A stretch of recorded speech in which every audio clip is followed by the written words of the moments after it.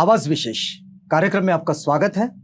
हम आपको याद दिला दें कि इस समय 11 दिसंबर से 17 दिसंबर तक सिकल सेल अवेयरनेस प्रोग्राम चल रहा है और ये एक सप्ताह होता है जिस दौरान सिकल सेल एनीमिया या फिर सिकल सेल बीटा का जो थैलेसीमिया से जुड़ा हुआ जो डिसीज है, इस पर लोगों के जन जागरण के लिए पूरी दुनिया में काम चलता है। भारत में भी चल रहा है और हमारे साथ इस समय है गौतम डोंगरे साहब। गौतम डोंगरे साहब का परिचय ये है कि उनका जो आगमन होता है इस पूरे जन जागरण की मुहिम में, वो होता है sickle cell society of India से। ये भारत का एक बड़ा ऑर्गेनाइजेशन है, बड़े लंबे समय से सिकल सेल डिसीज पर जन जागरण कराता है। लेकिन इस समय गौतम डोंगरे साहब जो हमारे बीच उपस्थित है, गौतम डोंगरे साहब इस समय national alliance for sickle cell disease organisations के सेक्रेटरी है और जो ग्लोबल अलायंस है सिकल सेल डिसीज ऑर्गेनाइजेशन का, उसके भी ट्रस्टी भी है। तो आज हम समझने का प्रयास करेंगे कि सिकल सेल जिसके विषय में किसी को पता चले तो बहुत परेशानी में आ जाते हैं, क्योंकि डिसीज ऐसा है कि जिसे सामान्य तौर पर ऐसा कहा जाता है कि इसमें से मुक्ति नहीं होती।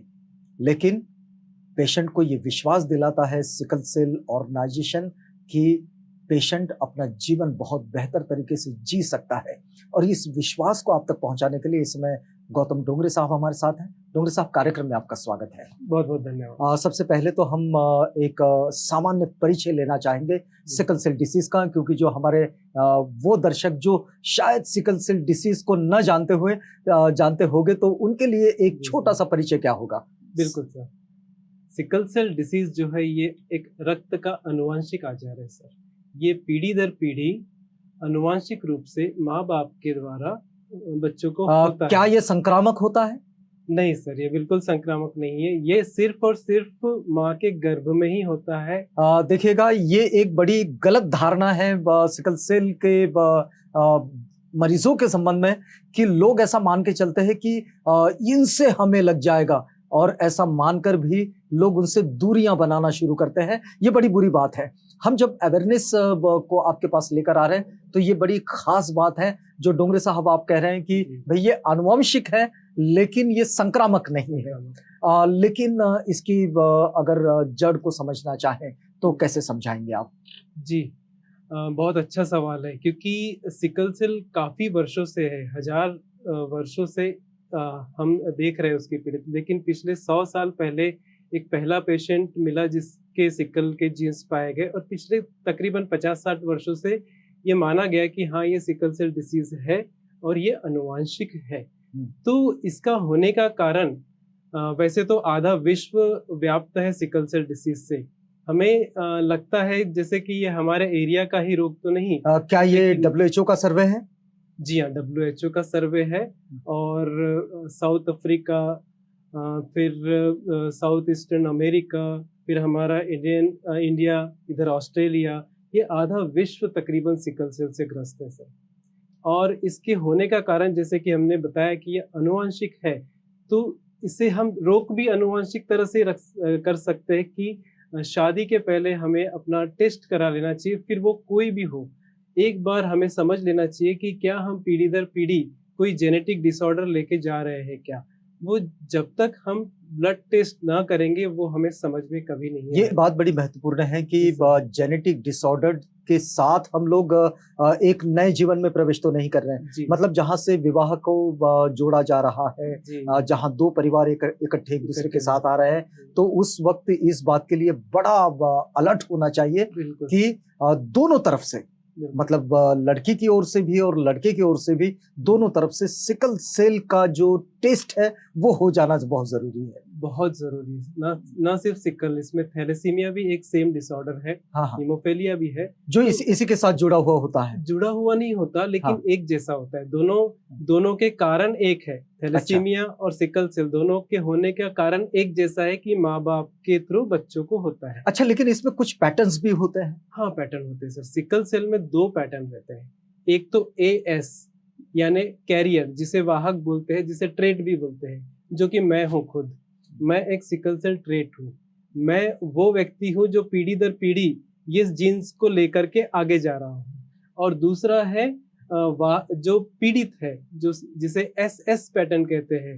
तो मेरे जैसे दो लोग मिलके शादी करने के बाद SS पीड़ित को जन्म देने का कारण बनते हैं। तो हमारा काम ही यही है कि हम क्यों ऐसे पीड़ित बच्चे को जन्म देने का कारण बने, क्यों न शादी के पहले हम अपना सिकल सेल थैलेसीमिया जो है वो टेस्ट कर लें और आने वाली इस पीढ़ी को विकलांग होने से बचाएं। मतलब हमारा उद्देश्य ये एक इसमें बहुत बड़ी महत्वपूर्ण बात है जी कि सर। यदि मान लीजिए कि दो AS पैटर्न के जो लोग हैं, जी मतलब चाहे मेल हो चाहे फीमेल हो, फीमेल अगर दोनों AS पैटर्न से आते हैं जी जी। तो उन्होंने विवाह के बाद बच्चों को जन्म देने पर रोक लगा देनी चाहिए। नहीं सर, हाँ, रोक नहीं लगा देनी तो चाहिए। क्या करनी चाहिए? विवाह के बाद डॉक्टर की सलाह लेना चाहिए। डॉक्टर की सलाह लेने के बाद आप प्रेगनेंसी रख सकते हैं। सबसे पहले तो ये मुद्दा मैं थोड़ा क्लियर कर दूं हाँ कि हाँ, सिकल सेल में विवाह ना करना ये बहुत प्रचलित है। बिल्कुल नहीं है। 2 सिकल सेल पीड़ित भी विवाह कर सकते हैं, 2 AS भी विवाह कर सकते हैं, एक पीड़ित एक नॉर्मल भी विवाह। सिकल सेल थैलेसीमिया और विवाह न करना ये बिल्कुल गलत है, ये गलत मान्यता है। कारण बताता हूँ। अगर 2 पीड़ित ने शादी कर ली तो शादी तो कर सकते हैं, 2 इंडिविजुअल लोगों का इंटरेस्ट है कि हमको साथ में रहना है। हाँ, इनफैक्ट वो बच्चे ना करें, बच्चे अडॉप्ट कर ले। दूसरा, 2 AS ने मिलकर अगर शादी कर भी ली, जैसे मैं और मेरी वाइफ है, अगर मुझे उस वक्त पता रहता शादी के समय कि मेरे शरीर में वो जीन्स है सिकल के या मेरी वाइफ के शरीर में है, तो हम क्या करते, डॉक्टर की सलाह लेते और एक प्रीनेटल टेस्ट होता है, यानी गर्भ के 10 से 12 हफ्ते के भीतर वो एक टेस्ट किया जाता है। उसमें पता चल जाता है कि अंदर जो बच्चा जन्म ले रहा है उसे पीड़ा है क्या, उसे सिकल सेल है क्या या थैलेसीमिया है क्या। ये टेस्ट कहाँ अवेलेबल है? सारे सरकारी संस्थानों में फ्री है, अवेलेबल भी है अभी और इस फ्री बात है। को गांव में लोग जो सुन रहे हैं, जी इंटीरियर गांव में होंगे, तो उन लोगों ने वहां किस तरह से संपर्क करना होगा? जी, जिला अस्पताल में जरूर संपर्क करें और नजदीकी मेडिकल हॉस्पिटल में जरूर संपर्क करें, क्योंकि ये प्रीनेटल टेस्ट सरकार की तरफ से फ्री है। और साथ ही अगर उस टेस्ट में बच्चा आपको पीड़ित पाया गया तो सरकार ने MTP करने का, उसे अबॉर्ट करने का परमिशन दिया है। तो इस तरह से ही हम आने वाली जनरेशन को सिकल सेल से मुक्त रख सकते हैं। ये एक और आखिरी उपाय है सर, अदरवाइज नहीं। मतलब इस तरह से हम पीढ़ियों को बचा भी सकते बचा हैं। सकते हैं मतलब definitely। आने वाली जो पीढ़ियां हैं जी वो जी इस तरह की विकलांगता के साथ जन्म ना ले, जी सर, इस बात को रोका जा बिल्कुल सकता है। बिल्कुल सर। और आपको हैरानी होगी क्योंकि हम as a national alliance of sickle cell organisation NESCO पूरे देश भर में काम कर रहे हैं। तो देश में 2 करोड़ सिकल सेल ट्रेट है सर, जो नॉन पेशेंट है अच्छा, ट्रेट। क्या लेकिन सिकल सेल के साथ में गौतम जी एक बात तो हम भी देखते हैं कि बहुत सारे भ्रम है लोगों के पास में, जी और लोगों की कुछ मान्यता है कि ये विशिष्ट समूह में होता है। जी, बहुत सारे लोग ये मानते हैं कि विशिष्ट स्थान पर ही होता है। आपका क्या डेटा है आपके पास, क्योंकि जी आप इतना लंबे समय से इस पर काम कर रहे हैं? क्या ये देश में किसी विशिष्ट स्थान पर है या फिर किसी विशिष्ट समूह के साथ है? सर, पहले तो मुझे लगता था जब 2004 में मुझे बेटा हुआ और जब 2007 में वो डिटेक्ट हुआ as a sickle cell patient, तब मुझे सिकल सेल का नाम भी पता नहीं था ठीक से। और जन सामान्य में जो उस वक्त अवधारणा थी कि ये मान्यता है, जो मुझे लोग बताते थे कि अरे सिकल सेल हो गया है, अब तो ये नाइलाज बीमारी है। अच्छा, ये शायद कुछ एक विशिष्ट कम्युनिटी जो कुछ मैं बताना चाहूंगा क्लियर, ताकि लोगों को समझे भी। तो जैसे मैं शेड्यूल कास्ट से बिलोंग करता हूँ, तो मुझे ये बोला जाता था कि आपके समाज के लोग किसी समय में कुछ मरे हुए जानवरों का मांस खाते थे, इसीलिए आपको होता है, आपको हुआ है और इसीलिए आप लोग इससे ग्रसित होते हैं। तो मैं भी बहुत डिप्रेशन में गया था 2-3 साल कि चलो ऐसा हुआ है तो होगा। लेकिन बाद में जब धीरे धीरे हम एडवोकेसी में आए, इस दुनिया में आए काम, और ये जो पीड़ा हमें महसूस हुई हॉस्पिटल घर, तो ये देख करके नहीं हुआ और हमने पिछले 3 सालों से एग्रेसिवली इस पर काम करना शुरू किया। तब समझ में आया, जब हम पूरे भारत के सिकल सेल पेशेंट से जुड़े, ऑर्गेनाइजेशन से जुड़े, न सिर्फ भारत, पूरे वर्ल्ड के ऑर्गेनाइजेशन से जुड़े, तो ये पता चला कि ये महाराष्ट्र में मान्यता अलग है कि ये मांस खाने से होता है, वहीं छत्तीसगढ़ में बहुत पुराना चावल खाने से होता है, ये मान्यता है। वहीं गुजरात में कुछ और मान्यता है, झारखंड में कुछ और है। इस तरह से जो मान्यता है, कहीं कहीं तो ऐसा माना जाता है कि ये शापित है, श्राप दिया गया है। और हमारी जो आदिवासी समाज में सबसे ज्यादा है इसका प्रमाण। आदिवासी समूह में तो ये माना गया है कि कुछ बलि नहीं दी गई जो कुटुंब वालों ने, तो उनको प्रकोप दिया गया है माता जी के द्वारा। तो ये वो प्रकोप है, उसकी वजह से इन्हें आजार होता है। मतलब इससे बहुत बड़ा अंधविश्वास भी जुड़ा हुआ बहुत है। बड़ा। और इसी वजह से सिकल सेल जिस परिवार में हो गया, वो बाहर आके बताता नहीं कि मुझे ये हो गया, क्योंकि वो उसे ये डर लगता है कि मैंने बता दिया तो मुझे ये उन जाति से जोड़ेंगे, मुझे वो समूह से जोड़ा जाएगा। नहीं, लेकिन ये जो आपने कही बात की पूरे देश में ये दिखाई देता है, बिल्कुल। तो क्या ये विशिष्ट समूहों के साथ दिखाई देता है? बिल्कुल नहीं सर, कोई विशिष्ट समूह नहीं है। ये पूरे तकरीबन 80 से ज्यादा जाति में तो महाराष्ट्र में सर्वे हुआ था, उससे है। ये सारे समूहों में प्रमाण में पाया जाता है। ये बात हर साल हम आपको बताते हैं जब भी सिकल सेल का ये जो अवेयरनेस का वीक आता है। देखिएगा, संपत रामटेके साहब से भी, जो sickle cell society of India के संस्थापक भी रहे, अभी तो वे नहीं है, लेकिन उनके साथ भी जब बातचीत हुई तो बात यही थी, इतने लंबे समय से ये जन जागरण चल रहा है, लेकिन ये किसी विशिष्ट समूह का ये डिसीज नहीं है, बल्कि ये मानव समूह में पीढ़ी दर पीढ़ी, मतलब उसकी तीसरी पीढ़ी से, पीढ़ी दर पीढ़ी मतलब उसकी तीसरी पीढ़ी से ये आता है। लेकिन गौतम जी, इसको और भी आपसे हम जानना चाहेंगे कि क्या ऐसा कभी आपने देखा है कि माता पिता से वो बच्चों में आ रहा है, या फिर नाना नानी से, दादा दादी से, किस तरह से वो आ रहा है? ये बिल्कुल सही सवाल किया सर। ये इस तरह से नहीं आ रहा है जैसे तीसरी पीढ़ी में जाता है। ये बिल्कुल सही कंसेप्शन नहीं है। ये किसी भी पीढ़ी से जा सकता है। अच्छा, ठीक है। उसके पीछे कारण है, जैसे हमारे शरीर में जीन रहते हैं, 2 XX XY फॉर एग्जांपल। ठीक है। एक X एक Y मेरे पास है, फीमेल के पास XX है। ठीक है। तो हम जो AS लोग होते हैं, तो उनके एक जीन में सिकल के सेल होते हैं। ठीक है। तो जब कांटेक्ट होता है शादी के बाद, तो दो में से अगर एक अफेक्टेड मेरी तरफ से गया और उनकी तरफ से एक अफेक्टेड आकर के बच्चे का जन्म हो रहा है, तो वो पूरा अफेक्टेड माना जाता है, वो डिसीज हो गया। अगर इसी केस में मेरी तरफ से अगर नॉर्मल जीन गया होता और मिसेस की तरफ से नॉर्मल जीन आया होता, तो वो बिल्कुल हष्ट-पुष्ट नॉर्मल व्यक्ति पैदा हुआ रहता। तो ये जो चीज है, पहली पीढ़ी दूसरी पीढ़ी, ये कंसेप्शन है ही नहीं। ये कभी भी एक्सीडेंटली हो सकता है, जो अंदर 2 जीन का जुड़ा होता है, क्योंकि AS के एक जीन में ये होता है। तो कोई भी जीन्स जुड़ करके बच्चे का जन्म दे सकता है। अगर मेरी तरफ से एक डिफेक्ट वाला गया होता और उनकी तरफ से एक अच्छा आता, तो वो AS पैदा होता है ना।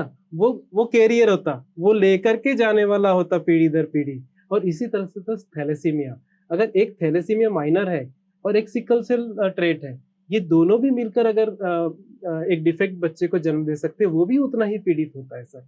इसलिए हम थैलेसीमिया को अलग मान के ना चले। जितने उसके भी ट्रेट्स है, वो भी उतने डेंजर है जितने सिकल सेल के। ये दोनों मिलकर भी विस्फोट कर सकते हैं सर। अब देखिए, हमने इस बात पर तो चर्चा की कि इसको रोका कैसे जा सकता है। जी, जी। इतना अगर अवेयरनेस लोगों के पास आ जाए तो।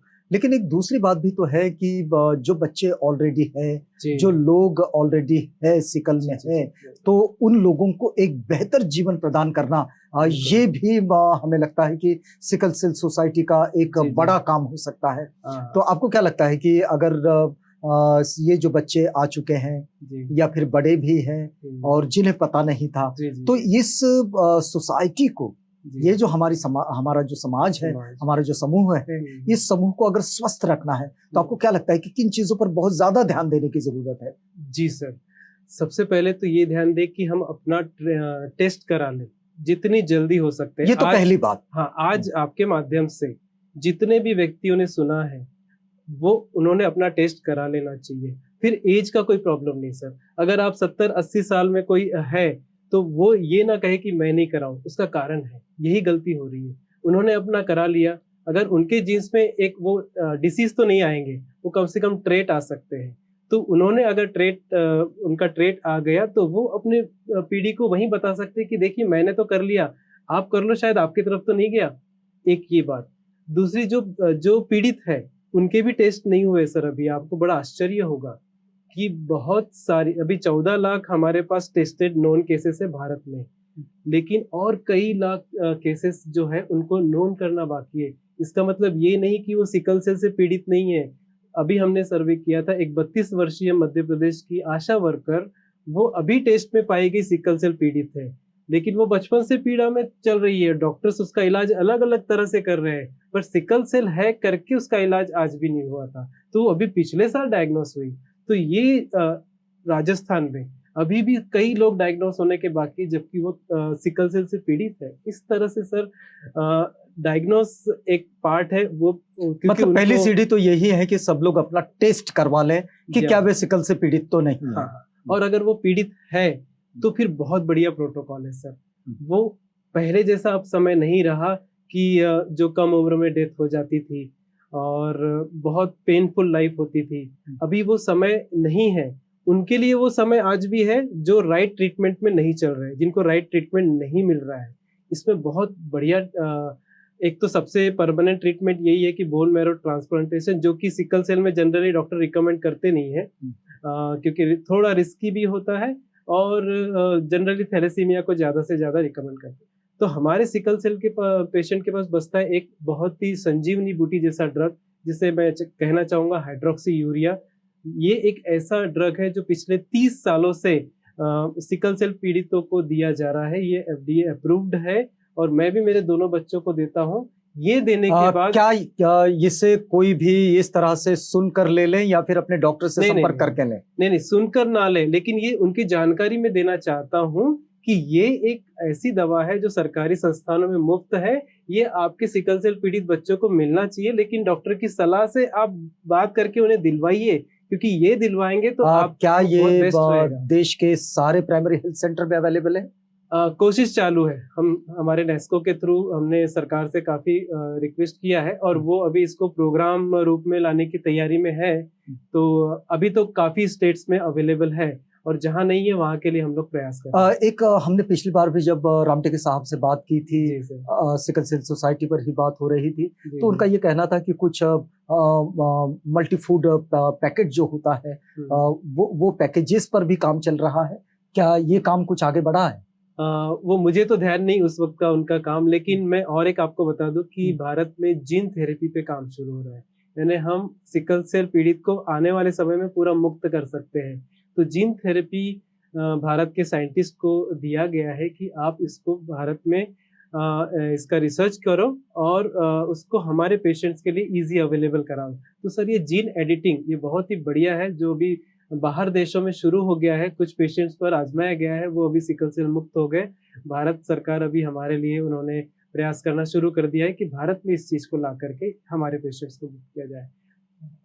क्या सरकार की ओर से हमारे स्वास्थ्य विभाग में ऐसी कोई योजनाएं भी चल रही है जो खास तौर पर सिकल सेल पीड़ित जो लोग हैं, सिर्फ उन्हीं मरीजों के लिए कोई खास एक डिपार्टमेंट बना हुआ है?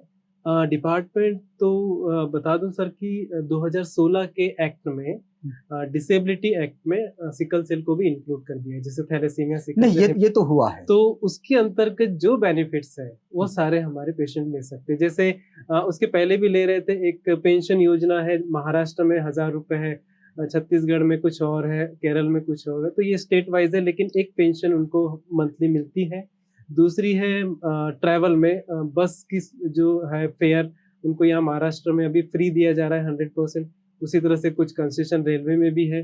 साथ ही एग्जाम्स में 10th हो 12th हो हायर एजुकेशन हो, उनमें 1 घंटे के पीछे 20 मिनट का एक्स्ट्रा समय सिकल सेल पीड़ित को दिया जाता है सर। तो इस तरह से ये बेनिफिट्स के अलावा ट्रीटमेंट फ्री ऑफ कॉस्ट है सभी सरकारी संस्थानों में, फ्री मेडिसिन है अवेलेबल इनके लिए। क्या आपका ऑब्जर्वेशन क्या कहता है कि इस पर कितना फायदा होता है इस पूरे ट्रीटमेंट में?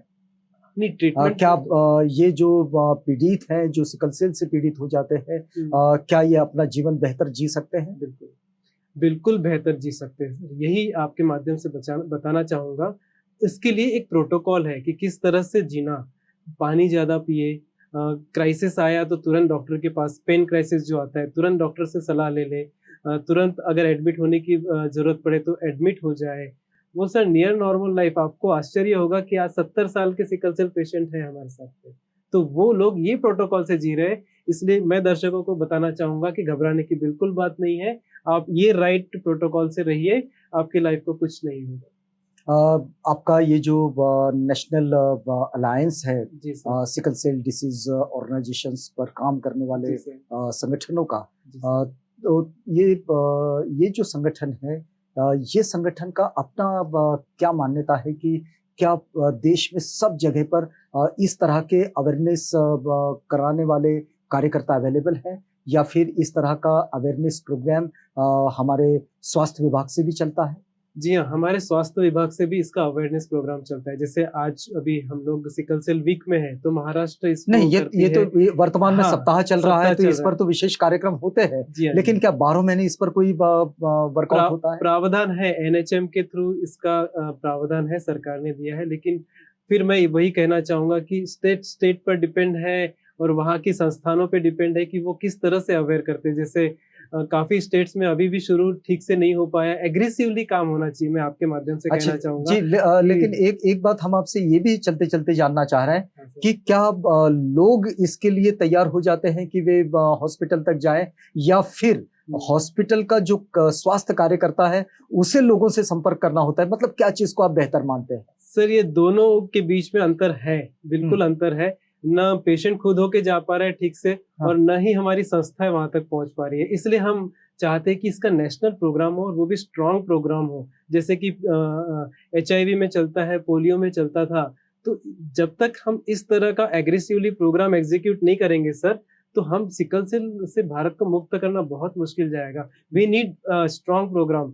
तभी उसी के अंतर्गत जो एक्स्ट्रा टीम एफर्ट्स रहेंगे, तभी हम कम्युनिटी स्क्रीनिंग कर पाएंगे, लोगों को डायग्नोस कर पाएंगे और उनको गाइड कर पाएंगे, काउंसिल कर पाएंगे कि ये जो जेनेटिक डिसऑर्डर है, ये हम रोक सकते हैं आगे बढ़ने से, और जो लोग ऑलरेडी इसके साथ में है उनका हम अच्छा जीवन दे सकते हैं। प्रोटोकॉल सब मौजूद है, बस सर हमको मतलब पहुंचाना है इसे उनका। राष्ट्रीय स्वास्थ्य कार्यक्रम में जोड़ने की ज़रूरत है। हाँ, कार्यक्रम में है, लेकिन एग्रेसिवली इस पर काम करने की जरूरत है सर। इस पर बहुत अग्रेसिवली काम करने की ज़रूरत है। इसको अनिवार्यता में डालने की ज़रूरत है, और इस बातचीत को हम लोग यहाँ पर तो समेटना चाह रहे हैं। गौतम जी, अगर हम इस पूरी बातचीत को समेटना चाहेंगे और इस वीक में अगर एक national alliance of sickle cell disease organisations के सेक्रेटरी के रूप में जी। अगर हमारे दर्शकों के लिए आप कोई संदेश देना चाहेंगे, तो आपका संदेश क्या होगा? जी, मेरा संदेश यही रहेगा कि जो भी आज का ये सेशन देख रहे हैं, कृपया उन्होंने आज ही जाकर के अपना सिकल सेल का टेस्ट करा लें। यही एक माध्यम है कि हम इसको आगे बढ़ने से रोक सकते हैं, और ये बहुत खतरनाक बीमारी है। इसको रोकना हमें बहुत ज़रूरी है। तो सिर्फ़ और सिर्फ़ यही कहूँगा कि आप जा करके अपना टेस्ट करें, जो कि सभी सरकारी संस्थानों में बिल्कुल मुफ़्त है। क्यों अपने बच्चों को आप सिकल सेल जैसी बीमारी का तोहफ़ा देना चाहते हैं? मैं इतना ही कहूँगा कि आपका बच्चा आपको ये ना बताए कि पप्पा मम्मी आप सिकल सेल या थैलेसीमिया ट्रेट हो। इससे पहले कि आपका बच्चा आपको बताए, आप खुद जान लो। यही मेरा विनंती है, रिक्वेस्ट है नेस्को की तरफ से, national organisation. Thank you sir. बहुत ज़रूरी होता है कि हम लोग पहले अपना परीक्षण करवा लें, और अगर परीक्षण में ये पता चले कि सिकल सेल डिसीज से अगर पीड़ित है, तो निश्चित रूप से उसके प्रोटोकॉल में जाना होगा। अब ये वो वक्त नहीं रहा, दुनिया बहुत विकसित हो गई है और स्वास्थ्य के क्षेत्र में इस पर बहुत परीक्षण भी हुए हैं। तो इसकी ये ज़रूरी नहीं है कि हम उसे छुपा कर रखें। सिकल सेल डिसीज ये निश्चित रूप से बड़ी गंभीर बीमारी है, लेकिन ऐसा नहीं कहा जा सकता कि स्वस्थ जीवन न जी सके सिकल सेल के पीड़ित भी एक बेहतर जीवन जी सकते हैं, अच्छे जीवन में रह सकते हैं। बस एक छोटा-सा आहार का प्रोटोकॉल है और एक छोटा-सा उसके मेडिसिनल मैनेजमेंट का प्रोटोकॉल है, जिसको फॉलो करें तो बहुत बेहतर तरीके से ये जीवन जिया जा सकता है, और आने वाली पीढ़ियों को विकलांगता की ओर जाने से भी बचाया जा सकता है। हम यहाँ बातचीत कर रहे थे गौतम डोंगरे साहब से। गौतम जी, आप हमारे साथ आए, हमसे बातचीत की। इस पूरी बातचीत के लिए आपका बहुत-बहुत धन्यवाद। आवाज़ टीवी ने मुझे मौका दिया, उसके लिए आपका बहुत-बहुत धन्यवाद। आप बने रहिएगा आवाज़ इंडिया के साथ, प्रोग्राम आगे भी जारी है।